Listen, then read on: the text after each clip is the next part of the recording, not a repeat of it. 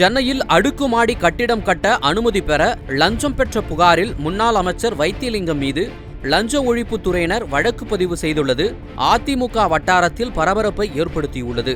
கடந்த அதிமுக ஆட்சியில் வீட்டு வசதித்துறை அமைச்சராக பொறுப்பு வகித்தவர் வைத்திலிங்கம். தற்போது முன்னாள் முதல்வர் ஓ பன்னீர்செல்வத்தின் ஆதரவாளராக உள்ள இவர் 2015-2016 ஆண்டு காலத்தில் அமைச்சராக இருந்தபோது சென்னை பெருங்குளத்தூர் அருகே அடுக்குமாடி கட்டிடம் கட்டுவதற்கு சுமார் 27 கோடி ரூபாய் லஞ்சம் பெற்ற புகாரில் வழக்கு பதிவு செய்யப்பட்டுள்ளது.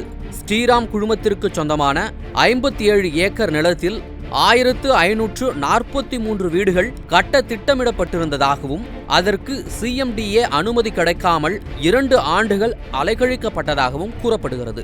இதற்கு அனுமதி வழங்கிய அப்போதைய அமைச்சர் வைத்திலிங்கம் சுமார் 27 கோடி ரூபாய் லஞ்சம் பெற்றதாக அறப்போர் இயக்கம் அளித்த புகாரின் பேரில் தற்போது வழக்கு பதிவு செய்யப்பட்டுள்ளது. வைத்திலிங்கத்தின் 2 மகன்கள் உள்ளிட்ட 11 பேர் மீது வழக்கு பதிவு செய்யப்பட்டுள்ளது.